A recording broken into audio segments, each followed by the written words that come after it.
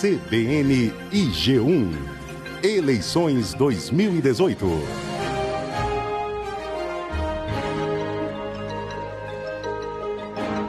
Você já escolheu quem você quer no comando do estado de São Paulo? A CBN e o G1 te ajudam nessa missão. Até o dia 24 de setembro, realizamos aqui, neste horário, uma série de entrevistas com os candidatos ao governo do estado de São Paulo. Quase todos, porque o único que não vai participar é o candidato do PSDB, João Dória, que não aceitou o nosso convite, recusou o nosso convite de participar dessa sabatina. Participam conosco aqui dessa sabatina o repórter da TV Globo do G1, Bruno Tavares, aqui ao meu lado, Fernando Andrade da CBN, a Cíntia Caiaba do G1 também conosco aqui. E você que está nos acompanhando tanto pelo rádio quanto pela internet, pode participar, sua mensagem é muito bem-vinda, sua pergunta, sua questão. Você pode mandar essa mensagem com a hashtag CBNG1 através de qualquer rede social, Instagram, Facebook, WhatsApp também. O nosso número do WhatsApp é o 999119981. Você, por favor, também coloque a hashtag CBNG1. Então mesmo aqui para o meu e-mail, fabiola.cidral@cbn.com.br. A ordem das entrevistas foi definida por um sorteio, com a presença de todos os representantes dos partidos. E a nossa entrevistada de hoje é a professora Lisete Arelaro. Ela nasceu em Campinas, é professora, tem 73 anos, formada em pedagogia, doutorado em educação, foi diretora da Faculdade de Educação da USP. Na esfera pública, atuou como secretária de Educação de Diadema em 2 oportunidades e foi secretária adjunta também de Educação na gestão Erundina, aqui na Prefeitura de São Paulo. É a única mulher a disputar o governo do estado de São Paulo entre 12 homens, entre 11 homens, na verdade. Seu vice na chapa é o professor Maurício Costa, também do PSOL. E na última pesquisa de intenção de voto, aparece na 5ª colocação com 2% das intenções. Bom dia, candidata Lisete. Bom dia, Fabiola. Bom, depois de 50 anos, atuando como professora, educadora, por que a senhora quer ser governadora do estado de São Paulo? Olha, primeiro porque as coisas vão indo muito mal no estado e acho que, sinceramente, depois que eu acompanhei a votação da Emenda Constitucional 95, que congelou por 10 anos, 20 anos, todos os recursos financeiros para as políticas sociais, e depois do que foi feito com a reforma trabalhista, sinceramente, achei que nenhum de nós poderia ficar em casa observando só essas coisas acontecerem e não fazer nada.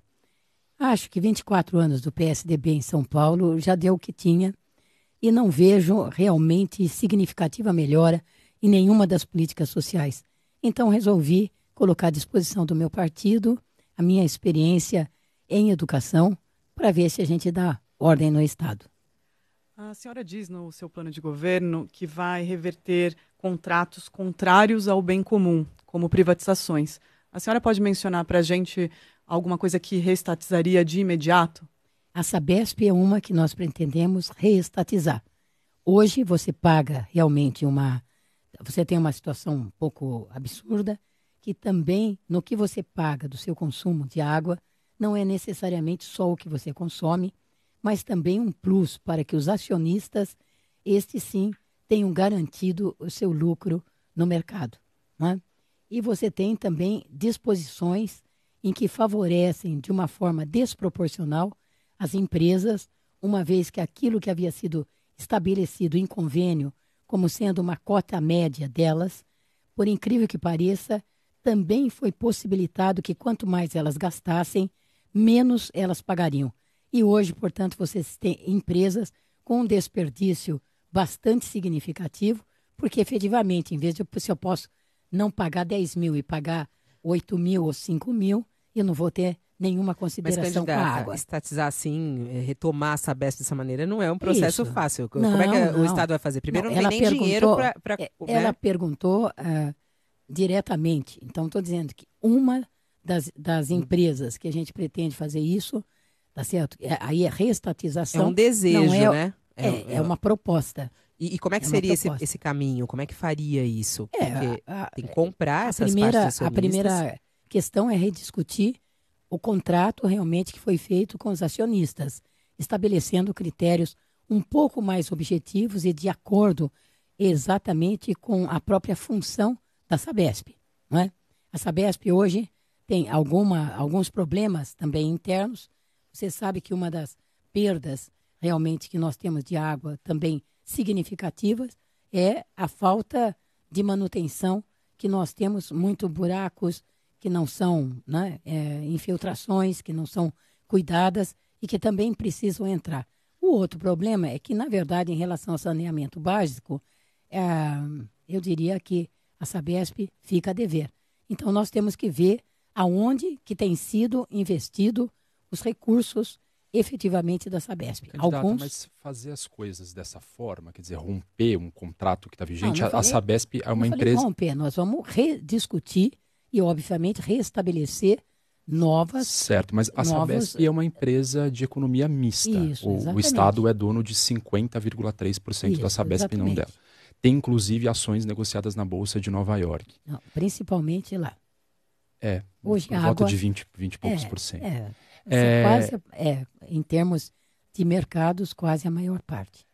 Fazer isso dessa forma, não há um risco de comprometer a própria saúde financeira da empresa e gerar um passivo judicial ao propor uma medida tão drástica como essa? Não, você acha que isso é drástico? Nós estamos vendo, eu estou seguindo... Por que não melhorar a Sabesp que nós temos com essa configuração? Olha, eu estou seguindo a tendência que hoje tem no mundo ocidental. Quem privatizou água, há pelo menos 12 países europeus que estão reestatizando a água, tá certo? Então, esta é uma tendência que nós temos que olhar. Se água é direito, começa a incomodar que, na verdade, você deixe de ter uma água que realmente é direito de todos para ter investimentos talvez considerados inadequados internacionalmente. Você veja que há uma admissão quase internacional, não é? De quem trata desta questão, que inclusive a decisão do presidente Temer de privatizar, por exemplo, o aquífero Guarani tem sido contestado internacionalmente, porque efetivamente aqui, se você olha com objetividade, você vê que a tendência é quase doar o aquífero, que é uma coisa a ser preservada, tá certo? Para a Coca-Cola ou a Nestlé, que já são donas de muitas das nossas...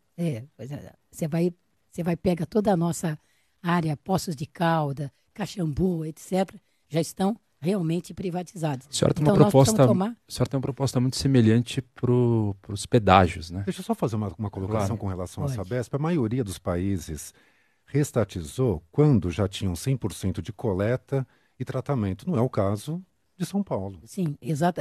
Esta pode ser uma boa razão, porque você teria que perguntar por que ela não fez. Você sabe que nós temos um problema. Por exemplo, vou dar um problema que gera uma situação delicadíssima. Quem é um dos maiores poluidores do Rio Tietê? E é surpreendente ouvir isso dos engenheiros da própria Sabesp. Bom, é a Sabesp.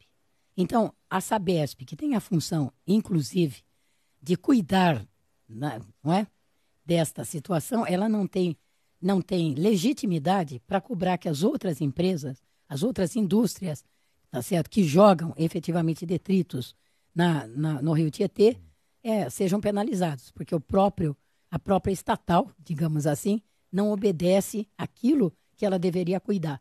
Então, é uma situação bastante complexa. E se nós formos estudar o que vem acontecendo, né? Quero dizer que ouvi dos funcionários engenheiros da Sabesp, tive a oportunidade de fazer 2 reuniões com eles, uma inclusive no Sindicato dos Engenheiros, e depois, amanhã, tem uma reunião com os engenheiros para que eu discuta as propostas sobre exatamente como é que nós vamos lidar com essas questões. Ouvi deles que, já nesse momento, o governo do Estado deveria estar alertando a população que nós teremos, de novo, problemas com a água. Não é? E o que significa? Relativo investimento, não o investimento que precisava ser feito nesses últimos 10 anos por conta da Sabesp. Bom, nós vamos ter que estudar por que não foram feitos, até porque, não necessariamente, nós precisaríamos ter tido a crise que nós tivemos há pelo menos 3 anos atrás. A senhora não está fazendo um diagnóstico muito mais de um problema de gestão do que de estrutura, de organização da empresa? Me refiro à proposta da senhora de reestatizar. No que reestatizar melhoraria essa questão? Porque a senhora está apontando problemas de gestão, não problemas de organização de investimento também. Se a minha prioridade é garantir o lucro dos acionistas, talvez eu tenha que redirecionar e pensar nos consumidores. Hoje nós pagamos um preço de uma água num preço bastante alto e que você teria que dar realmente uma resposta à altura do que o consumidor vem pagando. Não é? A minha preocupação é rediscutir o contrato. É lógico que não vou chegar dia 2 de janeiro e falar, atenção, está privatizada a Sabesp, porque não é assim que funciona. Mas o que eu tenho clareza é que o governo do Estado de São Paulo deixou de exercer efetivamente em muitos lugares o seu papel de controlador. É ele que avalia o serviço que vem sendo feito e, na verdade, a própria avaliação do serviço ela está terceirizada, o que compromete a avaliação que tem sido feita de vários serviços. Né? Um dos índices que mais cresce de criminalidade no Estado é a violência contra a mulher. Eu queria saber qual a sua proposta para enfrentar a violência contra a mulher aqui no Estado. Bom, para nós é uma prioridade indiscutível. Não é? Eu não tenho dúvida, voltar a termos delegacias que funcionem em 24 horas é uma medida necessária e ela vai acontecer no dia 2 de janeiro. Por quê? Hoje nós temos uma delegacia da mulher que funciona 24 horas aqui em São Paulo. Uma cidade, tá certo, de quase 13 milhões de habitantes. Não é? Você tem, aliás, todas as delegacias também já estão funcionando no horário comercial, das 8 às 18, como se realmente o crime acontecesse no período diurno. Não é? Quer dizer, eu quero dizer que isso é inacreditável. A segunda questão, porque não adianta ter a delegacia da mulher 24 horas, se você não tem realmente a possibilidade. Primeiro, treinamento especial para seja delegado, seja os próprios escreventes. Né? Nós temos recebido reclamações de mulheres que dizem, olha, às vezes nós chegamos na delegacia, estamos machucadas, tristes, abatidas e, portanto, nem lemos o depoimento que fazemos. E quando vamos ler, surpresa, praticamente, nós estamos dizendo que nós fomos culpados daquela violência. Então, você precisa ter uma formação, tá certo? Há uma reivindicação das mulheres de que ali tivesse somente mulheres. E queria só dizer também que as transexuais têm reivindicado, porque elas são, de fato, elas não têm lugar hoje de atendimento. E as casas de acolhimento são uma consequência imediata de quando você tem delegacia da mulher. Porque mesmo você sendo muito bem atendida, não há, e eu tenho ouvido isso também dos delegados, o que é que nós vamos fazer com essas mulheres ameaçadas de morte, que às vezes nós temos que tirar, inclusive, as crianças de casa, e tem que tirar imediatamente, tá certo? Que não é simplesmente, às vezes o marido, o companheiro, sumiu provisoriamente, mas ele voltará e encontrará essa mulher se ela estiver por perto. A senhora está falando da família aí, além da questão do atendimento, de garantir o atendimento, o acolhimento e a cultura do machismo. Esse não é o grande problema da violência contra a mulher também, né? Sim. A cultura do machismo que a gente tem tão enraizada no país. Acho, mas você tem razão, Fabíola. Só que são dois trabalhos que eles podem ser concomitantes. E como atuar nessa questão da redução desse machismo? Trabalhar na cultura do machismo, eu diria para você o seguinte. A televisão pode ser um bom instrumento. As escolas são fundamentais, tá certo? Mas o acolhimento à mulher, ele tem que ser imediato. Porque eu não posso esperar que os homens sejam menos machistas, que mulheres sejam menos machistas, porque a cultura, infelizmente, ela pega os dois sexos. Ela não faz distinção. Né? Nós temos mulheres muito machistas também. Candidata, eu só fiquei com uma dúvida. A senhora fala que vai fazer isso no dia 2 de janeiro. Só que a gente tem voltar a funcionar a Delegacia das Mulheres 24 horas? Isso. Sim. Mas a gente tem um problema, a gente tem um quadro alarmante na Polícia Civil. Faltam mais de 700 delegados, faltam investigadores, enfim, todas as carreiras da Polícia Civil estão com déficit de funcionários. Isso. Como é que a senhora vai colocar em funcionamento mais delegacias? Com que funcionários a senhora vai fazer isso? Não, eu vou realocá-los. Você tem que ter atividades de emergência. Tá certo? Não dá para esperar mais. Aliás, eu não sei por que já não está isto sendo modificado. Acho que porque faltam funcionários, não? Não necessariamente, tá certo? Você tem... As delegacias de São Paulo, as delegacias comuns Sim. de São Paulo não ficam abertas aos finais de semana. Me disseram vários delegados já, a própria cúpula da Polícia Civil diz, porque faltam policiais. Eu estive com eles, é verdade. A pergunta que você tem que fazer é o seguinte: o que fez o PSDB no governo por 24 anos que deixou chegar a essa situação? Mas essa é a gestão da senhora que a gente quer saber. Não, eu não tenho dúvida. Eu tenho que... Por isso que eu resolvi me candidatar. Porque olhando... Bom, mas dá para fazer isso a partir do dia 2 de janeiro? Dia 2 já começa, você vai começando providências imediatas, é uma questão de planejamento. A senhora incentivaria mais a Polícia Civil do que a Polícia Militar? Haveria essa proposta de desmilitarização e também talvez de mais recursos para a Polícia Civil? Veja bem, a desmilitarização ele é um processo. Tá certo? Nós temos que começar a discutir essa questão. Tá certo? Ela é complexa, né? Desmilitarização não quer dizer desarmar a polícia, né? Isso seria uma inconsequência. Isso é um ideal, tá certo? E é um ideal de vida, eu não tenho dúvida nenhuma disso. Agora, nós temos uma situação de emergência, por isso que eu já disse, tem 2 concursos que eu vou fazer imediatamente. E nós temos que fazer isso, tá certo? Eu ontem Mas, professora, o Estado tem dinheiro para recompor um quadro desse tamanho de déficit? Não, eu não falei que eu vou repor os 12 mil no dia 2 de janeiro. Mas que tal ter um planejamento? E eu quero dizer para você, o temor da reforma da Previdência, que paira em cima de qualquer funcionário público, qualquer cidadão brasileiro, tem gerado o quê? Uma corrida às aposentadorias, como de fato nós nunca tivemos, tá certo? Medo realmente de perder direitos de quem trabalhou 25, 30, 35 anos. Então você tem, ontem, eu ouvi de uma policial militar, uma comandante de cavalaria, que exatamente ela perde gente todos os dias, exatamente de medo que realmente direitos construídos, para você ver que é uma situação maluca. Essas pessoas não necessariamente precisariam se aposentar agora, até gostariam de ficar mais um pouco, tá certo? Mas o medo de que realmente o projeto seja aprovado leva a um certo pânico. Nós temos isso em todos os setores, na área da saúde, na educação. Quem pode se aposentar, não sei aqui com vocês, deve ser uma situação diferente. Mas nós temos perdidos, inclusive, pessoas com grande experiência que não teriam até urgência de se aposentar, mas que têm medo, então vão se aposentar. Pela situação do país e tudo, né? Agora, a senhora é uma militante de esquerda, né? Sim. De sempre, né? De toda a sua história, inclusive já participou do PT. Como que a senhora enxerga a situação que a gente vive hoje do país, da esquerda e da direita, né? A retomada de uma extrema-direita, com inclusive a defesa da volta da ditadura militar, o armamento, o enxugamento do Estado.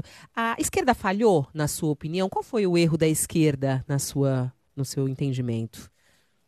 Bom, eu diria para você que nós temos equívocos. O processo de direitização é um processo mundial, não é infelizmente, não é uma questão só que nós estamos vivendo. A Argentina vive isso de forma dramática. Mas, felizmente, nós temos resistências. Sim, e esse cenário que eu estou te falando. A esquerda falhou no mundo porque não temos projetos de esquerda bem-sucedidos que possam convencer as pessoas de que realmente é um bom caminho, é por aí que eu vou escolher. E a gente vê até nas pesquisas, né? O interessante é que hoje nós podemos aqui ficar discutindo o dia todo, mas eu diria que a China hoje, por exemplo, se nós formos discutir, podemos até discutir se a China hoje é de esquerda, mas a grande verdade é o seguinte: o império chinês incomoda, tá certo? Esquerda capitalista total, sim, né? Que não é um capitalismo total, é uma combinação de situações, há direitos. Pensa bem, quer dizer, você tem na China e realmente na capital é a cidade mais tranquila para as mulheres, não é? Onde as mulheres não são atacadas, ou pelo menos do ponto de vista estatístico, até porque lá há uma radicalização. Mas os outros direitos trabalhistas e tudo mais, né? Eu estou dizendo que do ponto de vista concreto, tá certo? Econômico. Você tem soluções, em compensação, você também não tem na China, tá certo? Uma situação que você tem um número de ambulantes que nós temos hoje dormindo na rua, famílias inteiras dormindo na rua, numa situação, num país que cá entre nós não precisava ter o que tem. Eu estou vendo o dado preocupante que a cada mês que passa, nós estamos colocando mais pobres, não é? As pessoas estão ficando mais pobres e a questão da fome volta a ser um problema que perturba o país. E que de repente é apontado por essa direita de ter sido governos de esquerda no país e que deixou essa marca, né? É estranho, porque realmente os dados, qualquer estudioso minimamente informado sabe exatamente que não se pode dizer isso. Houve equívocos, sem dúvida nenhuma, dos governos do PT, alguns equívocos grandes, porém não com relação à piora da situação da população. Ao contrário, se nós formos discutir número de empregos, eu quero lembrar que hoje nós tivemos, essa semana, uma decisão do Supremo Tribunal Federal que realmente nos envergonha pensar que eles, ao mesmo tempo que se deram 18%, estou arredondando para cima, né, 17% e os troquinhos, 18% de aumento para si mesmo, tá certo? Tiveram a coragem de dizer que em termos de terceirização pode ser feito qualquer coisa no Brasil que terá o aval do judiciário, o que foi, na minha opinião, uma vergonha e uma preocupação. Isto sim, e a reforma trabalhista é um assinte à classe trabalhadora de todas as categorias profissionais. Por falar em emprego, no plano de governo da senhora, a senhora disse que seria preciso reduzir a alíquota do ICMS para atrair mais empresas e, em alguns lugares, sim. E, por consequência, gerar mais empregos. Só que nos últimos anos houve uma queda de arrecadação desse imposto. Se a senhora reduzir ainda mais, como é que a senhora vai ter dinheiro para administrar essa máquina pública tão grande quanto a do estado de São Paulo? O que eu acho é que São Paulo está na hora de buscar, de ter um processo de disputa pela sua reindustrialização. É necessário. Nós estamos perdendo indústrias a cada momento. Então, você precisa ver, fazer compensações. Vou citar aqui, tá certo? Eu estive na região de Presidente Prudente, não é? E fiquei surpresa que você constrói com a maior naturalidade, decisão unilateral do governo do estado, 25 presídios, tá certo? Você tem 13 absolutamente superlotados e 2 com uma população média, tá certo? Bom, é onde estão os líderes da facção. Né? Sim.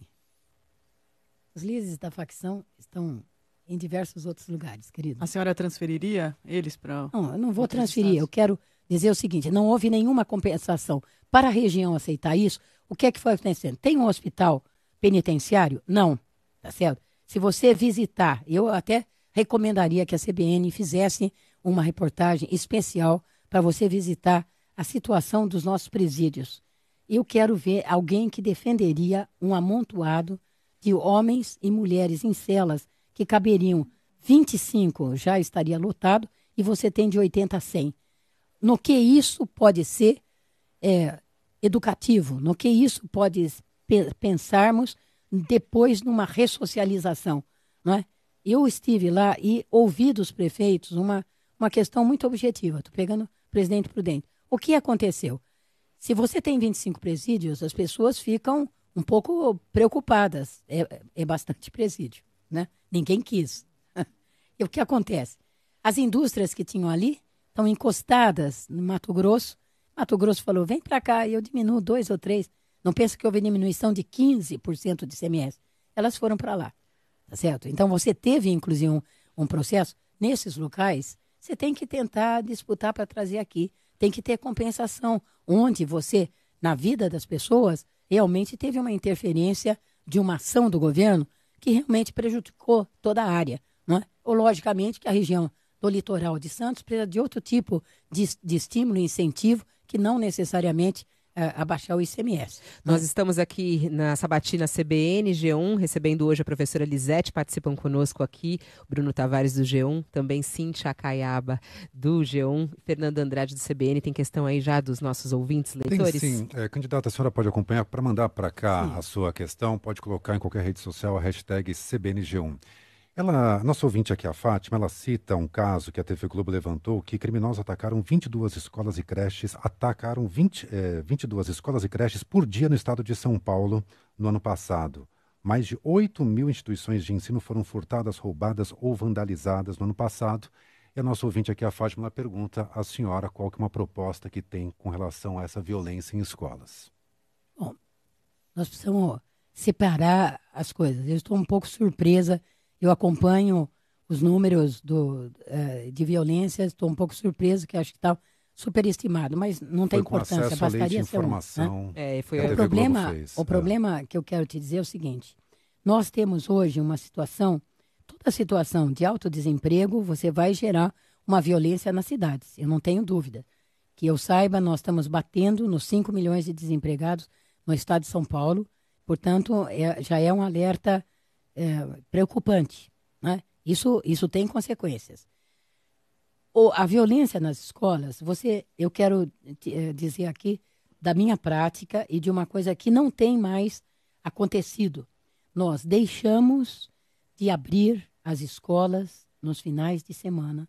Nós deixamos de convidar a comunidade a participar de atividades nas escolas. Quero te dizer, nós temos muitas escolas em todo o estado e até no Brasil que não tem o número de grades que nós temos hoje. Você vai no final, você sabe disso tão bem quanto eu, que em geral a escola é o maior e o melhor equipamento público que as periferias dispõem. Aliás, às vezes até no centro da cidade. O que acontece? Os jovens não podem jogar mais bola nas escolas, elas estão fechadas, estão trancadas, e você foi aumentando os muros. Eu tenho acompanhado 12 experiências. São modestas? São de escolas que nós temos uma atuação direta, enquanto estágios, combinados, acompanhamento, que nós fazemos via Faculdade de Educação, nos cursos de formação de professores. E temos visto o seguinte, você começa um movimento com a comunidade e começa a tirar as grades. Eu quero que vocês visitem algumas escolas e vocês achariam, porque para entrar, vocês estão entrando num presídio. Tem grade em todos os lugares. Até para você falar na secretaria, você passa a mão assim, mal passa a sua mão. Até eu perguntei uma vez, mas vocês estão guardando dinheiro aqui? Por que é tão fechado? Por causa desses ataques, né, que a gente está falando aqui. Mas esses ataques, eles não são feitos, roubadas. Esses ataques não são feitos durante o dia. Não, à noite. A maioria Às vezes deles. tem escolas que estão fechadas durante o final de semana, foram arrombadas várias Várias vezes. vezes, exatamente. Eu tive numa creche essa semana em Osasco. A creche foi assaltada no feriado de 7 de setembro. A hora que as professoras chegaram para trabalhar na segunda-feira, a creche tinha sido depenada. E o que elas pedem é justamente mais grades, porque elas dizem a gente precisa evitar que as Porque pessoas chegam para entrem. dar aula e não tem material. Eu perguntaria para você, se nós tivéssemos o velho guarda escolar, que é uma pessoa em geral da comunidade, que morava lá, tá certo? Ela teria sido assaltada. Se essa escola recebesse a comunidade, eu vou dizer para você, nós tivemos várias situações, eu como secretário enfrentei várias situações. No governo da Luísa Erundina, a gente atendia a cada um e gerava essa discussão com a comunidade. Quero dizer para você, em 85% dos casos, não vou generalizar, dizer 100% está solucionado, mas eu quero te dizer, quando a comunidade cuida da sua escola e acha que a escola é dela, ela não arrebenta. E quando, quero te dizer isso também, nós já tivemos escolas, roubaram os computadores, ok, chama a liderança da comunidade e fala, olha, isso aqui é prejuízo dos filhos de vocês. Meia hora depois ou 2 dias, eles mesmos dão os prazos. As coisas vão estar no lugar e são devolvidas. Então, quero te dizer que falta estímulo, e vou repetir isso muitas vezes.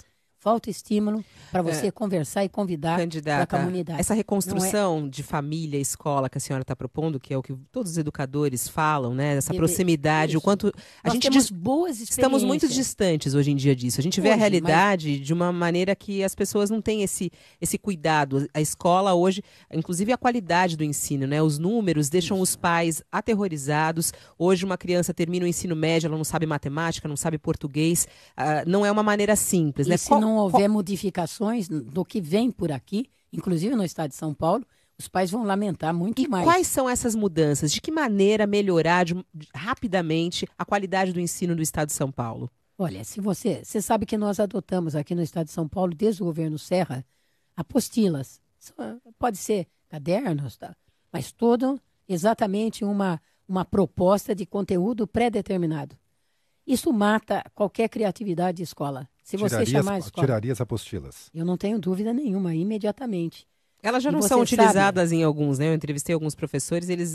Eu diria, infelizmente, por poucos, tá certo? A escola que tem, e eu estou vindo da periferia, vou me lembrar aqui já do nome da escola, é uma escola que ganhou prêmio, que estava até pedindo, tá fazendo um jantar tal, porque 3 dos alunos foram premiados numa Olimpíada de Matemática, querem ir parece que para a Dinamarca, estão com dificuldade para conseguir as passagens, porque não tem passagem. Nós falamos, não, nós vamos conseguir e vamos, tem que levar os meninos em uma escola pública, Claro. como que não, né?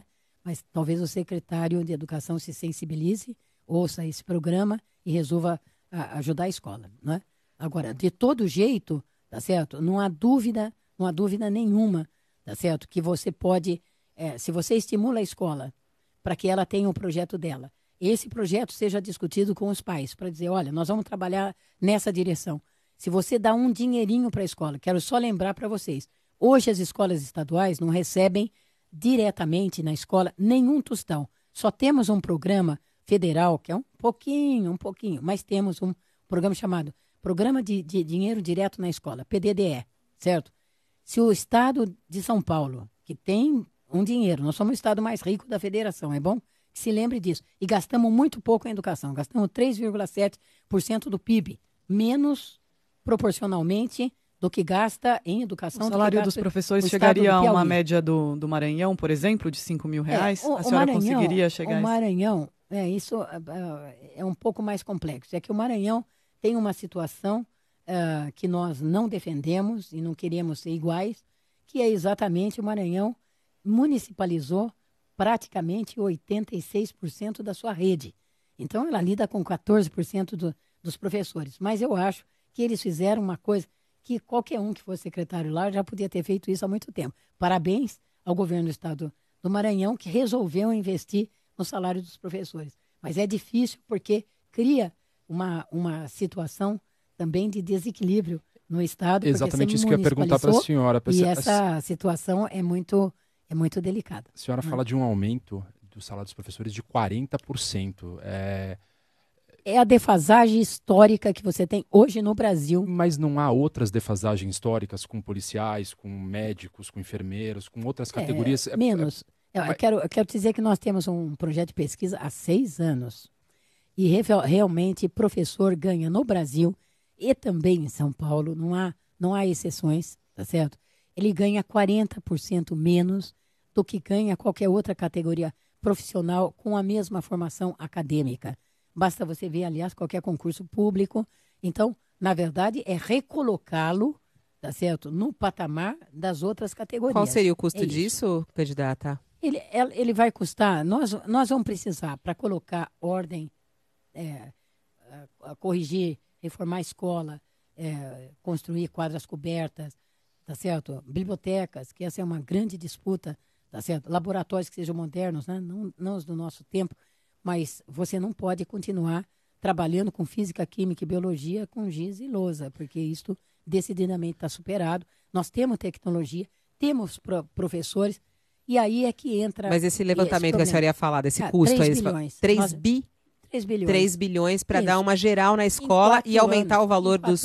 Em 4 anos, preciso de 3 bilhões. E os 40% do salário também? Estão incluídos aí. Em 3 bilhões? Isso, mantidos os 30%. Você sabe que nós fizemos uma proposta de gradativamente propor que 32% dos nossos recursos sejam colocados, estamos imaginando que o Brasil deva crescer um pouquinho, né? Podemos ficar nessa situação delicada que nós estamos. O Brasil tem tudo para dar certo. Também nós temos que ter clareza isso. Mas né? alguma outra área poderia ficar prejudicada? Com um investimento maior em educação, alguma área ficaria... Alguma coisa vai acontecer. Você tem que estabelecer prioridades na vida e no governo. Tá certo? Acho que está na hora.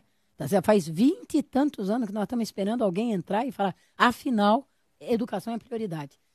Para mim, afinal, educação é prioridade e nós vamos investir. Será que não o público dá para continuar da mesma forma que nós estamos? O eleitor concorda? Será? A senhora está com 2% das intenções de voto, né? A senhora está ao lado de Guilherme Boulos, do PSOL, que é conhecido aqui pelos paulistanos, justamente pelas inúmeras ocupações e manifestações por moradia e tudo mais. Estar aliada a ele, às vezes que tem um discurso mais radical, à esquerda, pode prejudicar a senhora na subida, nas pesquisas de intenções de voto? Como é que a senhora vê a senhora conseguir o voto, talvez, do paulista mais conservador, assim?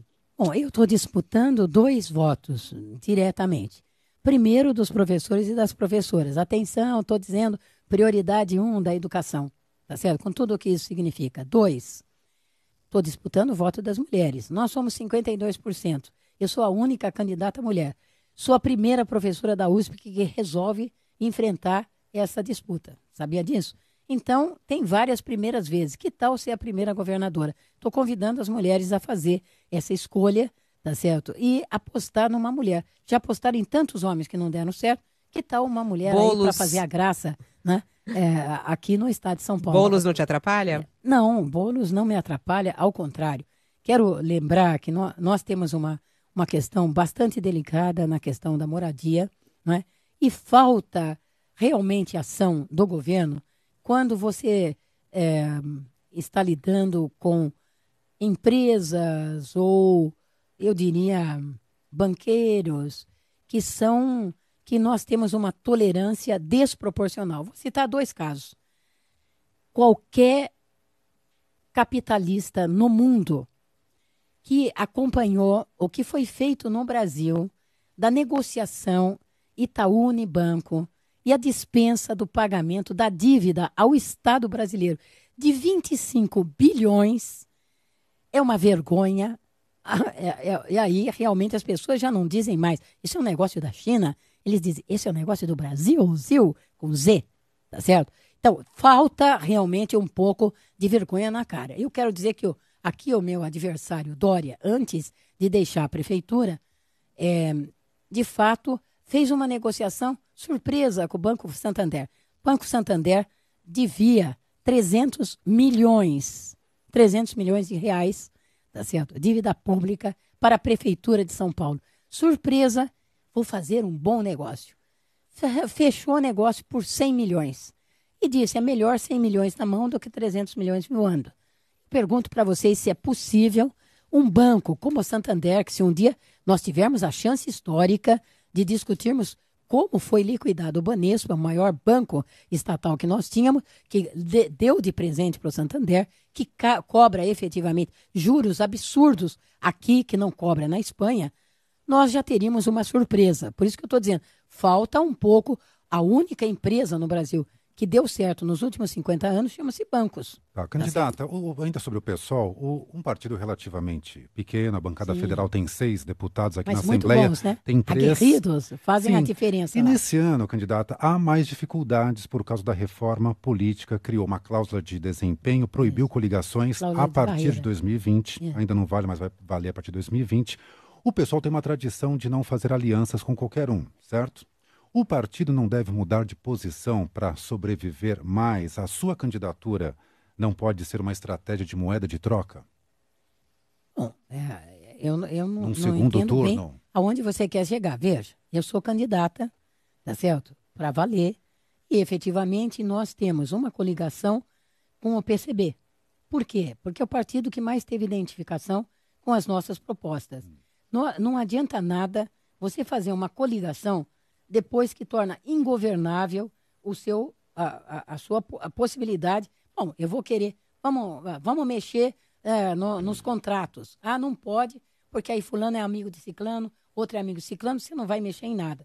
Então, se você quer mexer, você desculpe, é um termo chulo, mas você não pode ter o rabo preso com eles. Nós temos que ter uma certa independência. O PSOL se apresenta dessa maneira. Nós somos pequenos, por enquanto, somos aguerridos, somos coerentes, não estamos envolvidos em crimes, não estamos envolvidos em negociatas e, portanto, podemos nos apresentar do jeito que nós fazemos hoje, com a cara limpa. Se isto, tá certo, der resultado, muito que bem. Mas, se não, nós vamos continuar tentando. Mas, candidata, como é que se governa sem alianças, sem apoio até para que a senhora Apoio consiga para governar até é uma para que a senhora muito... consiga implementar seus projetos. A senhora foi secretária adjunta na gestão Erondina, que sofreu e muito na cidade de São Paulo, justamente por não ter apoio, por não ter... e até sofrer dentro do próprio partido foi o que ela sofreu na época, né? Não, eu diria para você o seguinte, vamos dar um exemplo você pegou a Luísa Erondina, vamos dar o melhor prefeito de São Paulo na minha avaliação. O que acontece? As pessoas têm saudades hoje da Luísa Erondina. Ela foi candidata, mas não venceu, né? É isso. As condições foram um pouco diferentes, na minha opinião. Mas veja bem. Ela foi candidata e não venceu. E também depois em seguida foi eleita, vem sendo eleita. Ela também é candidata. Eu aposto que a Luísa será eleita e continuará sendo uma excelente deputada. Mas vou dizer aqui que eu fui uma das pessoas responsáveis para elaboração, discussão e negociação do Estatuto do Magistério. Era o primeiro na rede municipal e é um documento extremamente complicado, complexo, porque realmente mexe com muitas categorias. Nós discutimos 2 anos com a rede, tá certo? E discutimos um ano inteiro com a Câmara Municipal. E conseguimos aprovar por unanimidade o Estatuto do Magistério, negociamos sábado, domingo. Os vereadores mais conservadores, vereadores de direita que se apresentavam como tal, não deixamos de negociar.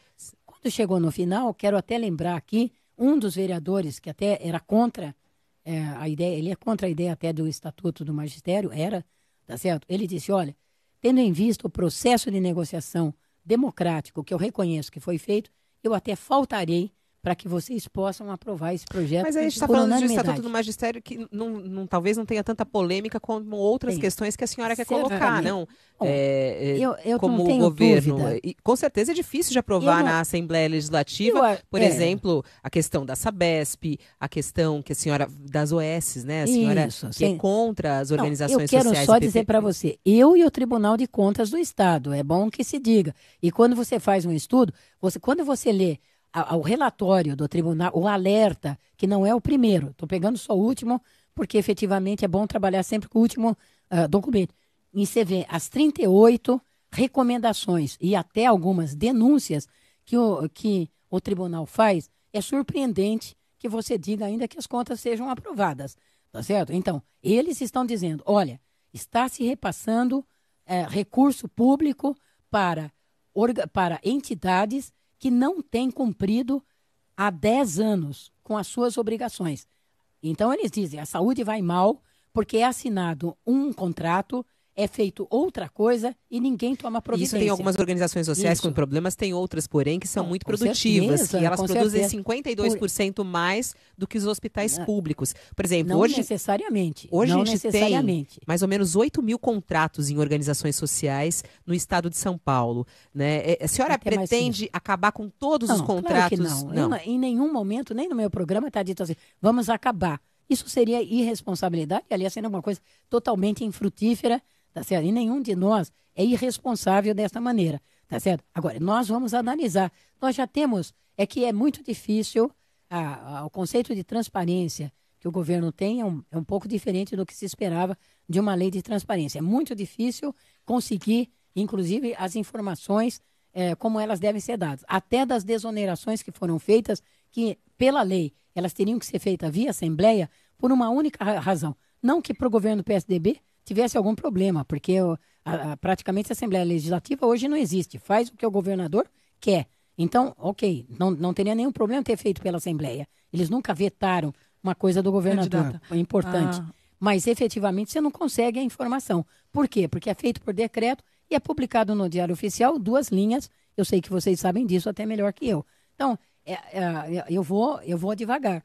Claro, e nós já temos indicações de OS, nós temos conversado com coordenadores de hospitais e eles têm levantado os problemas do que significa. E, às vezes, a falta, inclusive, de possibilidade que eles têm de interferência, porque mesmo como médicos efetivos, eles cuidam só uma parte da administração do hospital, porque o resto é sobre a responsabilidade das Mas o Estado UBS. hoje não tem, mais uma vez, assim como a gente estava falando em relação à polícia e tudo mais, não tem um efetivo. Por exemplo, retomar a saúde e ser totalmente estatal neste momento, não tem profissionais para isso. Eu não estou dizendo que ela vai ser imediatamente estatal. Nós estamos dizendo que nós vamos analisar, auditar os contratos que estão feitos. Lógico que terá, seria até uma irresponsabilidade falar, não, vamos suspender, tá certo? Agora, que você tem situações que são surpreendentes, você tem. Cíntia Caiaba, do G1. A senhora pretende transformar o Palácio dos Bandeirantes num centro de formação popular. Eu queria saber para onde iria a sede da administração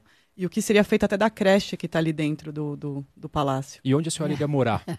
Eu quero deixar claro, eu sou contra essa questão, eu não vejo relação entre você ser eleita para um cargo público e você ter que morar num palácio. Aliás, eu confesso para você que eu acho até meio extravagante. Por que tem que morar lá? O que garante melhor eficiência você estar lá? Eu quero morar na minha casa. Depois eu levei 30 anos para conseguir até a minha escritura, tá certo? Hoje o apartamento é meu, eu moro lá há 45 anos, conheço todo mundo, conheço o bairro, gosto, eu moro em Perdiz, gosto do bairro. Por que eu tenho que sair da minha cama, da minha casa, só porque virei governadora? Lá, historicamente, vocês sabem disso, o Palácio dos Bandeirantes está onde era o Colégio Matarazzo, que acabou sendo incorporado como bem do Estado, porque eles foram à falência e a semelhança de tantas outras empresas deviam para o Estado e o Estado incorporou aos seus bens e ali está o Palácio dos Bandeirantes. Não é? Então, que cá entre nós eu até acho que se eu perguntasse aqui, até para o atual governador, se ele gosta de morar lá, eu até imagino que não. Para que aquilo? Acho que há uma coisa, e nós queremos fazer até uma homenagem a um dos maiores educadores do mundo, que o Brasil tem, às vezes, muita dificuldade de reconhecer, porque é brasileiro, que chama-se Paulo Freire. Então, nós queremos realmente criar ali, tá certo? Um centro realmente universitário, no qual você possa ter uma valorização da cultura brasileira e da cultura popular, como merece. Não é? Por falar em Paulo Freire, candidata, o líder nas pesquisas para a presidência, Jair Bolsonaro, promete expurgar a ideologia de Paulo Freire. O que a senhora acha disso? Acho que, de fato, ele fala várias bobagens. Essa é uma das bobagens que ele fala. Ele fala várias outras coisas, que ele define a tortura e tal. Então, são equívocos que esse candidato tem. Eu imagino que ele nunca leu Paulo Freire.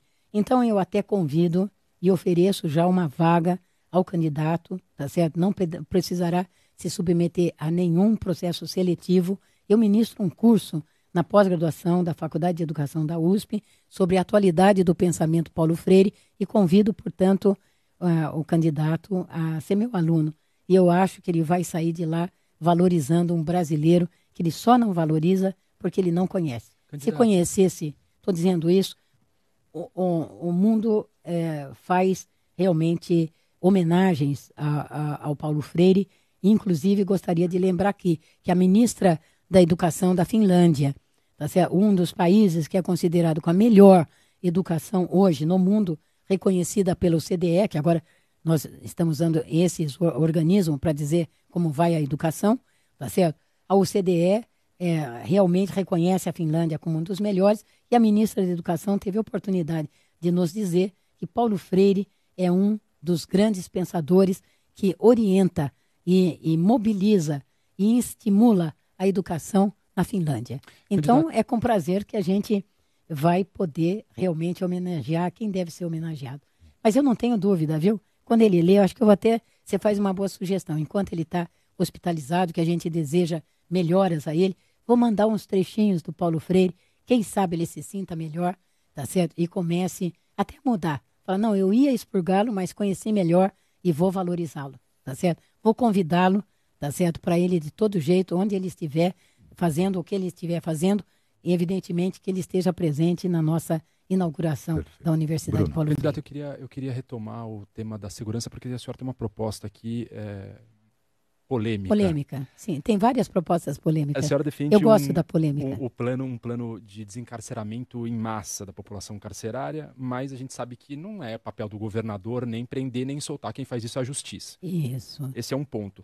Mas a polícia faz uma parte, mas tudo bem. Mas tirar da cadeia, quem não. manda prender ou manda soltar é a justiça. Isso. Eu queria perguntar para a senhora em que isso poderia contribuir para a melhoria dos índices de criminalidade no Estado, que são altos. Eu acho que é o seguinte, nós temos dois problemas. Aí eu trago a pergunta para você. se você fosse candidato, você continuaria construindo presídios? Porque se nós não fizermos nada, é isso que vai acontecer. Nós temos uma política de aprisionamento que eu quero discutir em termos de cidadania. O que é que nós vamos fazer com tantos presos? Você sabe que nós estamos hoje no Brasil e no estado de São Paulo. O estado de São Paulo é um dos estados que mais prende comparativamente em relação à sua população que muitos países do mundo.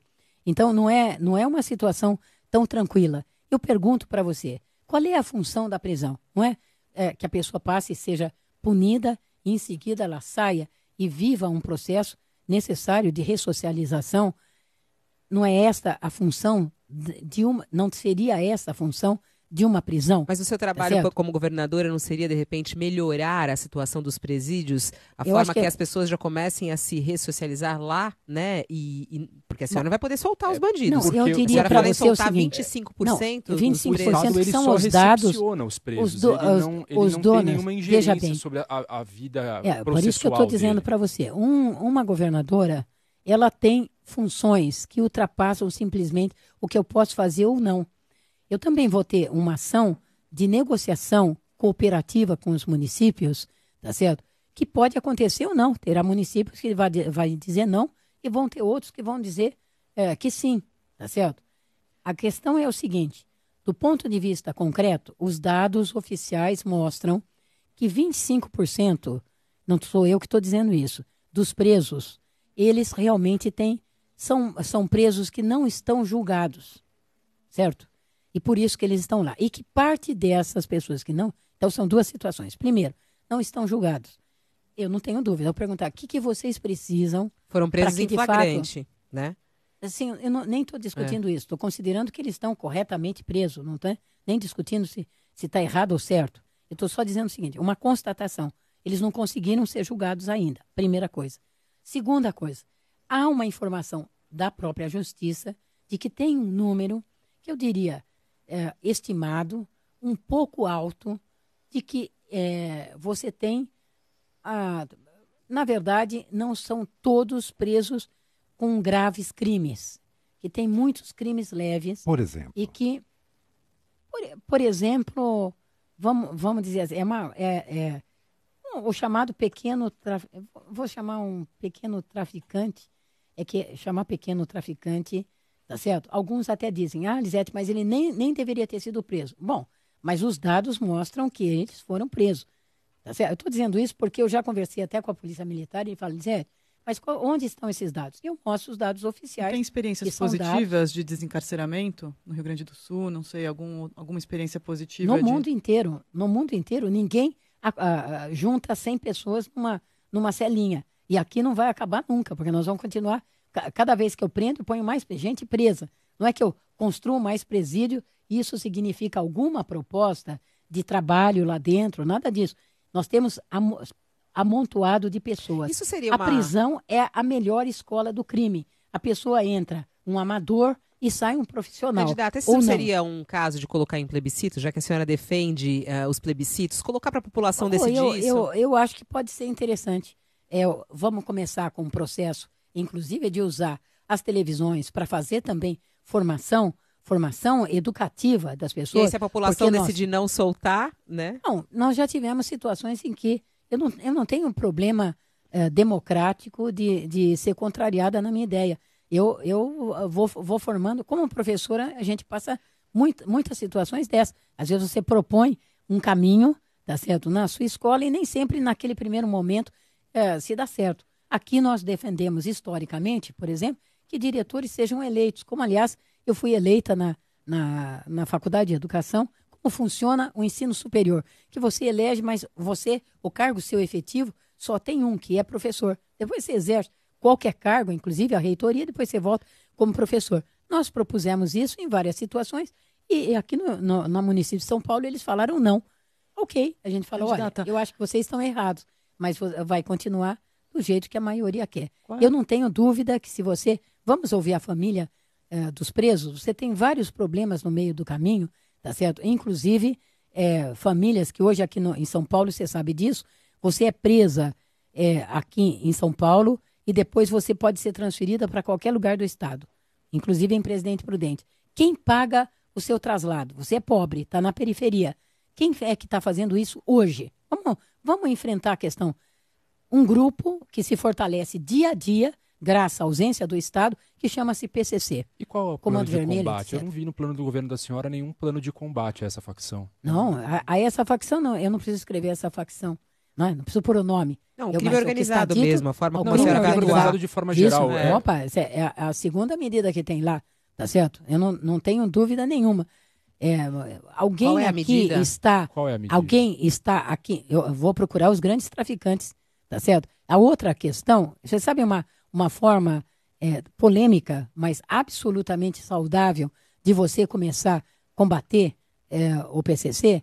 Vamos legalizar as drogas?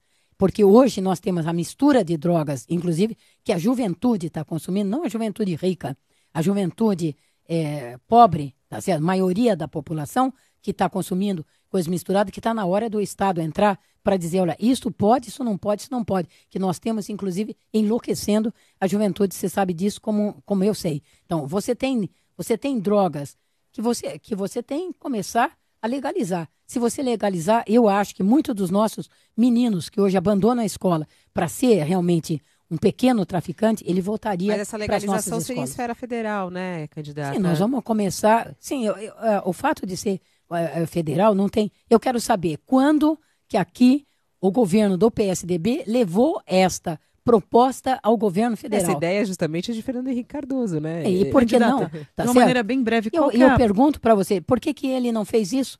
Tá certo? Eu apoio. Aliás, o Fernando Henrique Cardoso, se nós formos voltar no tempo, também recebeu uma pergunta que ele considerava, meu colega na USP, que considerava que ele perdeu a eleição por causa dela. Que as pessoas, até, desculpe, vocês jornalistas fizeram uma pergunta que ele considerou que ele perdeu um pouco o jeito, dizendo se ele ia servir, se vocês se lembram, se ele ia servir maconha, tá certo? Droga, mas era maconha, até porque ele falou que a maconha não era uma droga tão negativa, que muitos fumavam baseadozinho, vinham trabalhar, e etc, etc, e que isso o comprometeu na época. Tá lembrado? Ele era candidato a prefeito em 1984. Né? Candidata, qual é a sua proposta para reduzir o número de homicídios em São Paulo? Bom, eu não sei se nós vamos...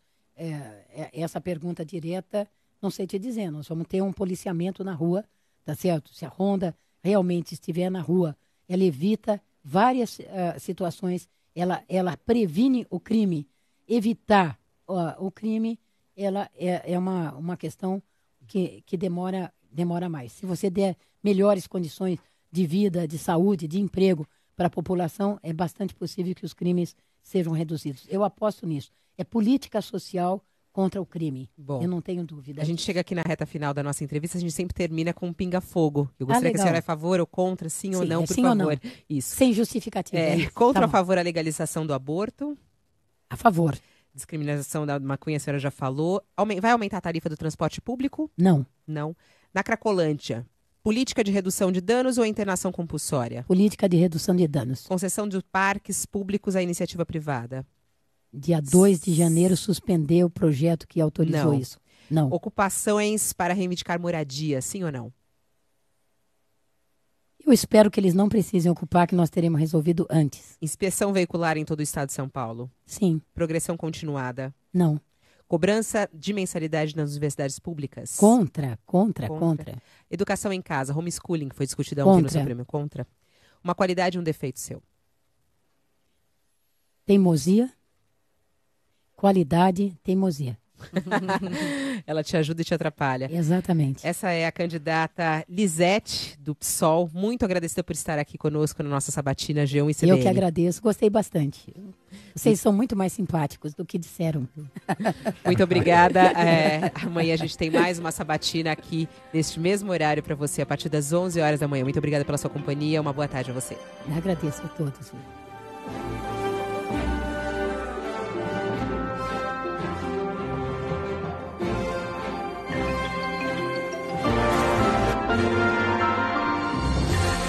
CBN e G1. Eleições 2018.